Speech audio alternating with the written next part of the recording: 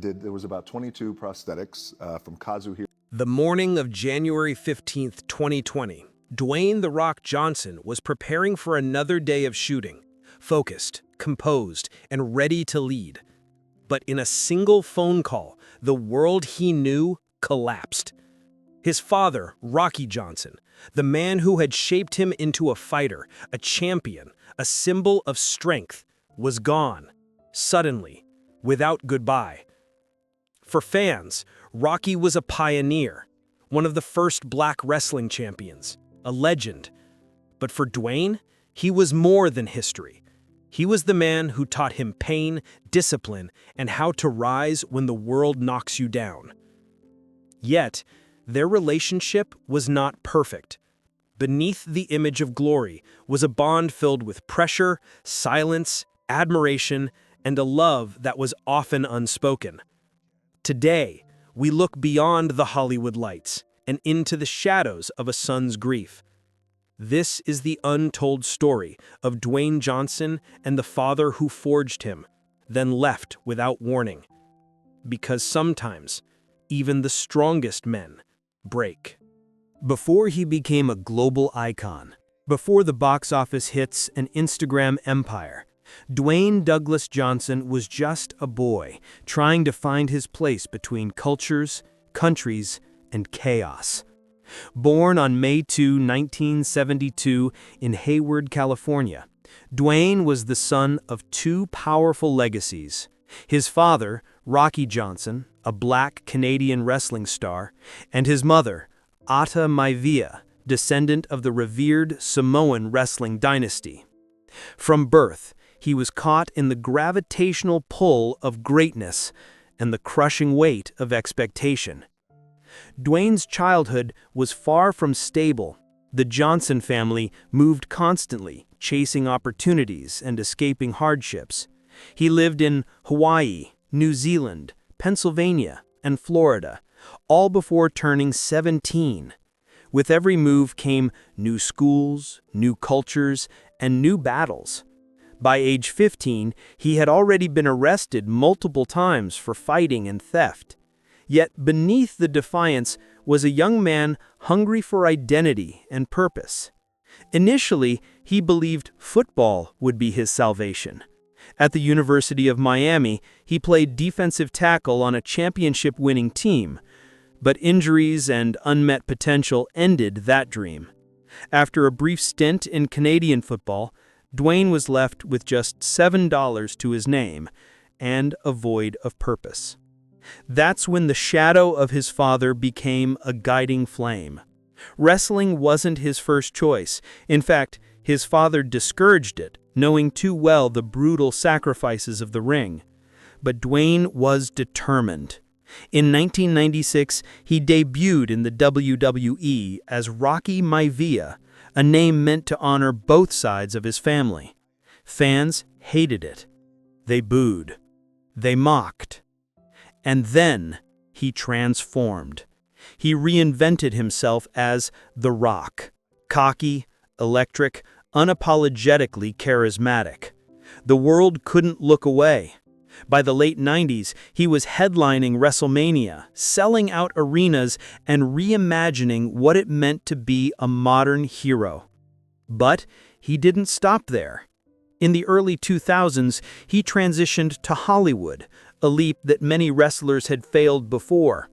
Yet Dwayne, with unmatched work ethic and charm, became a new kind of action star, one who could fight, joke, cry, and connect. From The Scorpion King to Fast and Furious, from Moana to Black Adam, his career spanned genres, generations, and global borders. He became more than an actor. He became a brand. And yet, behind every red carpet smile, behind every flexed muscle, was the shadow of a man who came before, a father who fought his way through racism and poverty to open the door for his son, a mentor who demanded more than love. He demanded legacy. That legacy would eventually drive Dwayne to heights unimaginable, but also to pain he never saw coming. Before Dwayne Johnson was ever known as The Rock, there was only one Johnson who mattered in the wrestling world: Rocky Johnson, the trailblazing warrior who fought not just in the ring, but against history itself. Born as Wade Douglas Bowles in Nova Scotia, Canada, Rocky Johnson grew up in a world where black men were rarely given center stage, let alone celebrated. He faced racism in and out of the ring, but never allowed it to define him. He changed his name, reinvented his image, and charged into the wrestling industry with relentless passion. His fists did the talking. His pride never backed down. In the 1970s and 80s, Rocky became one half of the first black tag team to win the WWE World Tag Team Championship. For fans, he was electrifying. For promoters, he was unpredictable. But for Dwayne, he was Dad, though not the typical kind. Rocky Johnson wasn't the type to say, "I love you." He was a man of iron discipline, sharp eyes, and few words.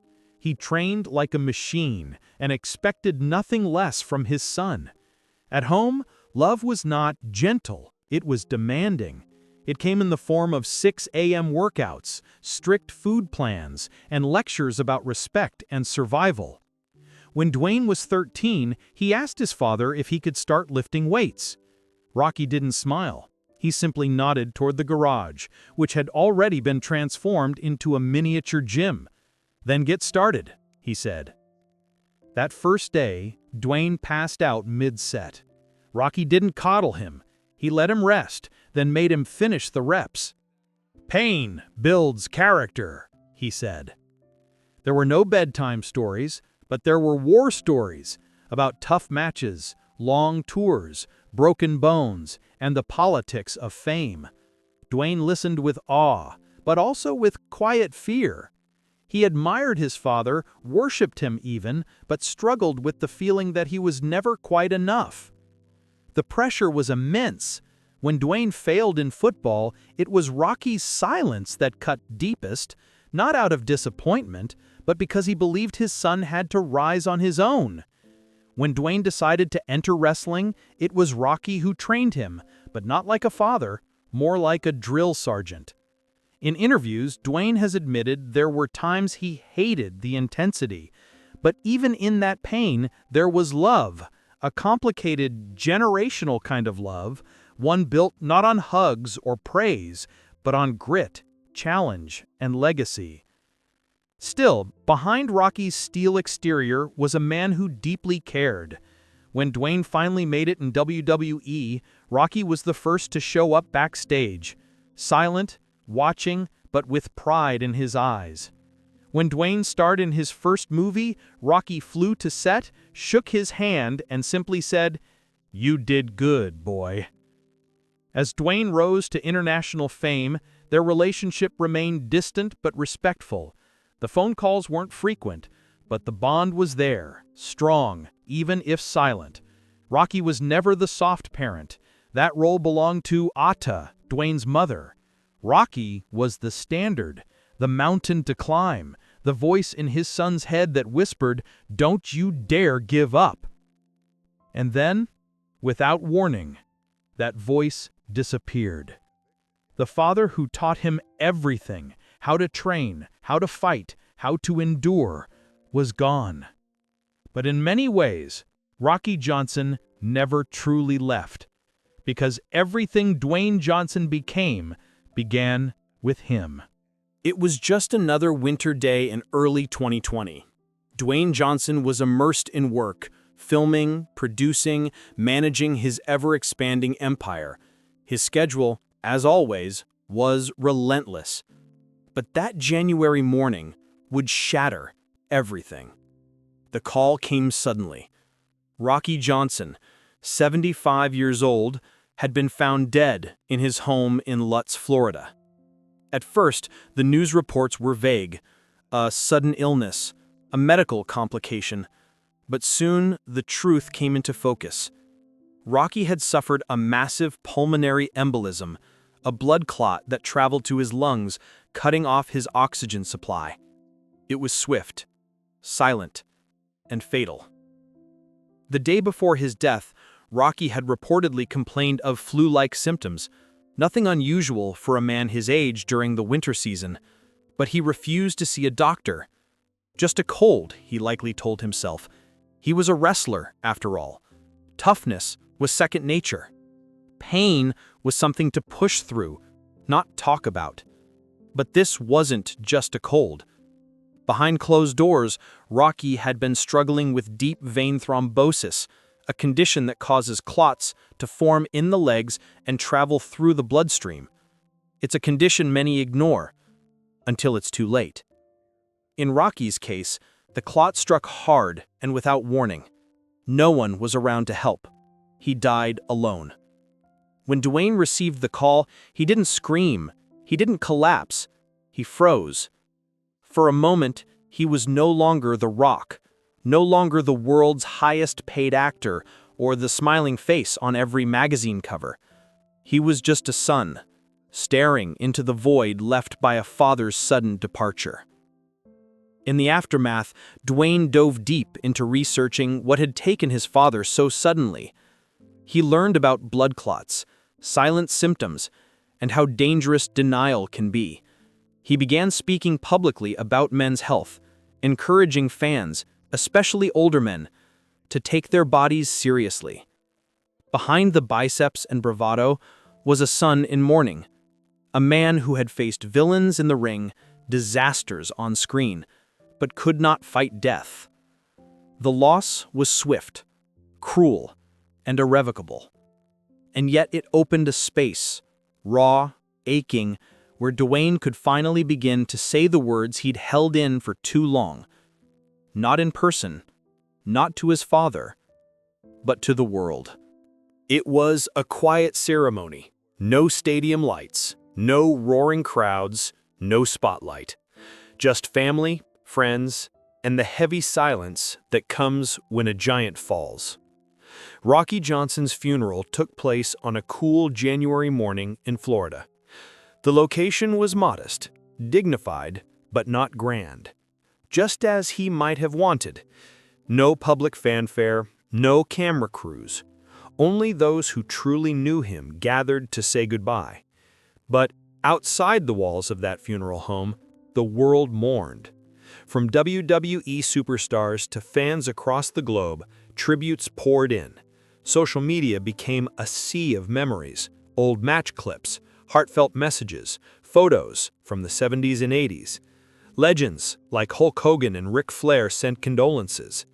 Vince McMahon himself issued a statement. Rocky Johnson broke barriers in our business, and his legacy will live forever. Inside, however, it was not a celebration of history. It was the grieving of a son, a wife, a family. Dwayne arrived early, dressed in black. No sunglasses, no entourage. Just a folded letter in his hand and a storm in his chest. His mother, Ada Johnson, sat beside him, graceful, silent, eyes red from tears. She had lost a partner, a fighter, a complicated love. He had lost a father, a symbol, a myth made real. There were few speeches. The room didn't need many words. A Samoan prayer was sung softly, raw and haunting, the kind of melody that carries generations.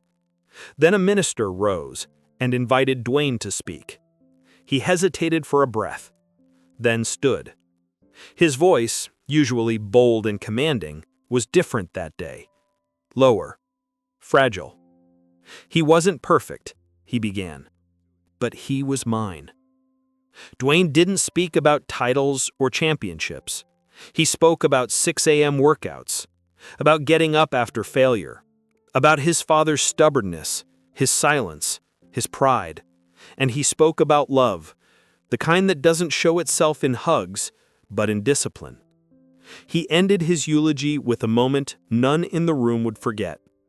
From his coat pocket, Dwayne pulled out a pair of worn leather gloves, black, cracked at the knuckles. "These were the last gloves he wore in the ring," Dwayne said. "He gave them to me when I debuted. Said, you better earn them." He stepped toward the casket, paused, then gently laid the gloves across the lid.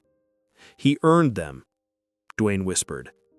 "And now, I hope I've earned you." As the casket was closed, Ada leaned forward, placing her hand on the wood. Her lips moved silently, perhaps a prayer, perhaps a goodbye only she understood.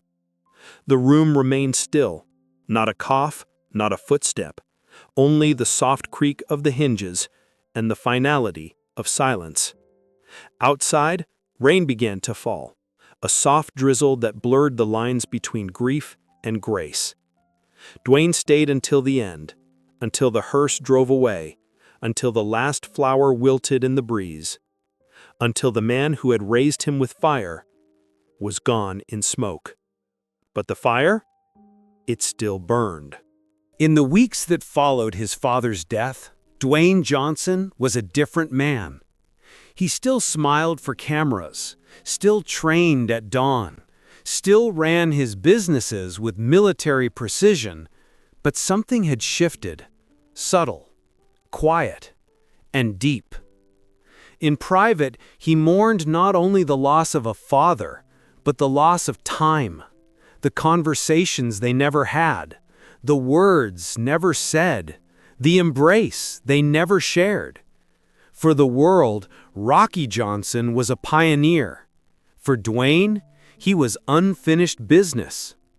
He admitted it candidly in an emotional video to his fans. "I didn't get a chance to say goodbye. I'd give anything to have 5 more minutes with him, to tell him thank you, to say I'm sorry, to say I love you." For a man known for his strength, these words struck differently.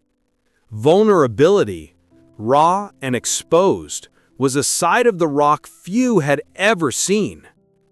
In those quiet days, Dwayne turned inward. He paused major filming commitments, spent more time with his daughters, visited his mother more often. He began reflecting not just on what he had inherited, but on what he would pass down. He started sharing more stories about Rocky online, his struggles, his triumphs, his flaws. He wanted the world to know that behind the legend was a human being, complicated and courageous. And then, he acted. Dwayne launched several initiatives honoring his father's legacy, including programs for at-risk youth and scholarships for aspiring wrestlers. He used his platform to talk about mental health, grief, and the importance of checking in on loved ones, especially the strong ones. He also began revisiting the idea of legacy in his own projects. Films like Young Rock portrayed not just his career rise, but the tender, chaotic, formative moments with Rocky.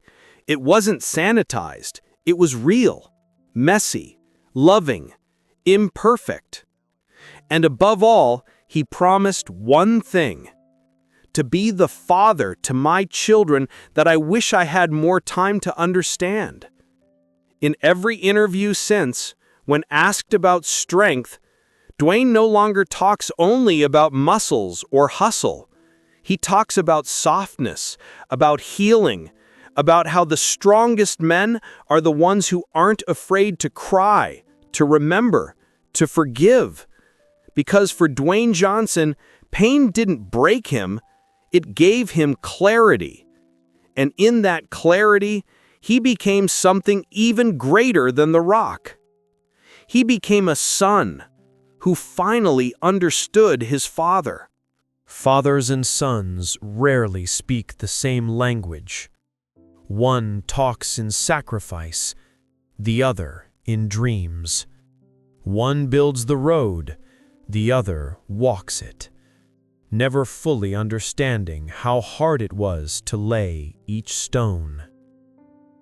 Dwayne Johnson's story is not just about fame, success, or physical power. It's about a quiet war between generations, about expectations, silence, discipline, and ultimately, love. It's about a son who grew up in the shadow of a giant, and only when that shadow vanished did he finally see the man behind it. Rocky Johnson may have left this world without farewell, but he never truly left Dwayne. He lives in the training sessions, in the grit, in the refusal to quit, in every "I got this" whispered under the Rock's breath. There is a trace of Rocky's voice. And maybe that's the real legacy, not just what we inherit, but what we choose to become because of it. Now we ask you, have you ever realized the depth of someone's love only after they were gone? Let us know your story in the comments, and if this touched your heart, don't forget to like, subscribe, and stay with us for more untold stories behind the spotlight.